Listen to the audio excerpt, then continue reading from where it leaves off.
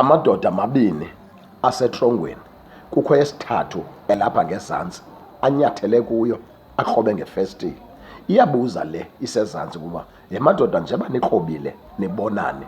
Athi xa iphendula eyokuqala ithi ndijongile ndibona phantsi umgxobhozo kumanzi apha. Ithenye xa iphendula ndibona inkwenkwezi akukuhle ya. Imeko yala madoda iyafana, abotshiwe omabini, asentolongweni omabini, ane-limitations omabini xa kufika kwispace ne-movement.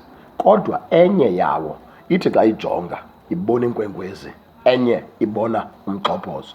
Kunjalo ke nasebomini, bakhona abajonge phantsi ababona umgxobhozo, ababona ukuxinga, ababona ukuba badubeleleke phantsi. Bakhona abathi xa bejongile bajonge phezulu, bajonge encochoyini, babone inkwenkwezi, babone into ezikhazimlayo, babone izinto eziqhakazileyo.